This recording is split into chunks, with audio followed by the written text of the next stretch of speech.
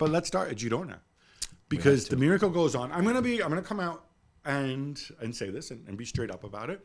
Do you remember this repeatedly? They had this weird schedule where they play all the good teams kind of at the end, except for Real Madrid. Yeah.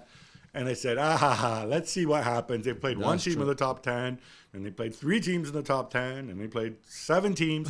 Now they played everybody. We're at the halfway mark. They beat Atletico 4-3. Yeah. They have 48 points at the midpoint of the season, which projects out to 96 points. The only reason they're not top is because of the head-to-head with Real Madrid. Yeah. But they have the same number of points. 96 points in a season. Just to put this in context, right? And people make comparisons with Leicester. When Leicester won the title in the Premier League, it was with a relatively low points total. 96 points, I mean, you win LaLiga most seasons with 90, 92 points. Yeah. 96 points would be the highest total ever, other than that reached by Real Madrid and Barcelona. Yeah. I think Real Madrid did it twice, once with Pellegrini, actually, who did not win the title that year. No. And obviously Pep's Barcelona did it. They reached 100 points.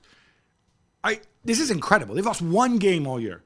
They did. There was the Bernabeu against Real Madrid. It was a 3-0 defeat, but not reflective of the performance because they were actually quite good that day. It's an incredible story. And for example, we can say, surely they can't go again and have the same second half of the season that they did in the first half, but they will host Barcelona in the second half of the season.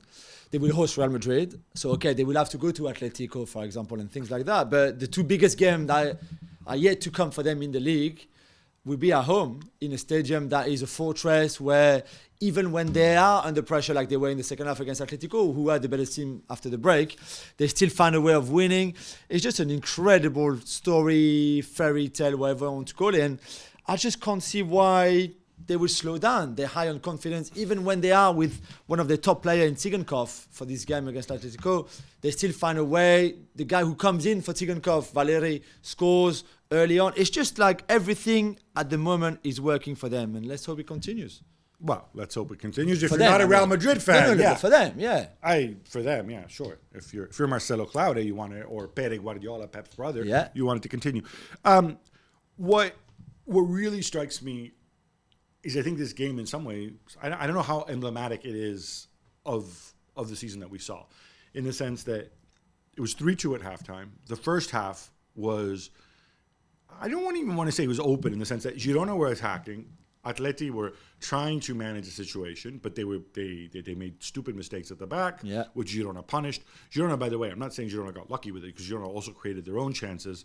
They couldn't understand what Savio was doing, even though he was playing on the right rather than the customary left.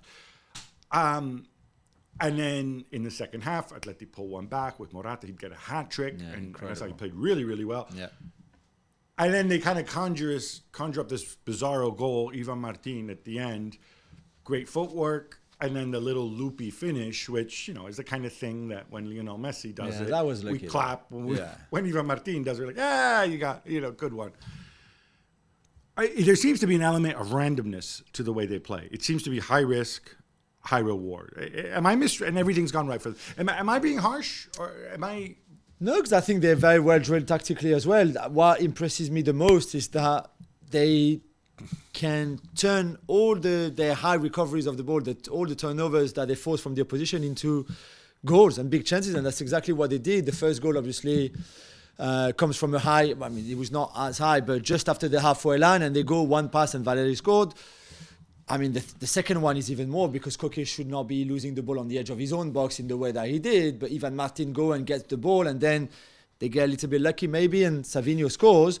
But it's the way that they can just get those chances from those high recoveries that I find really amazing. And for that, you have to be really fit physically and fresh. And the fact that they only play once a week because they've got no European competition is a big help. And also that they have those players like Ivan Martin, like Savinho, like Tsigankov, even Dovbyk, who can make those things happen. And it's really impressive.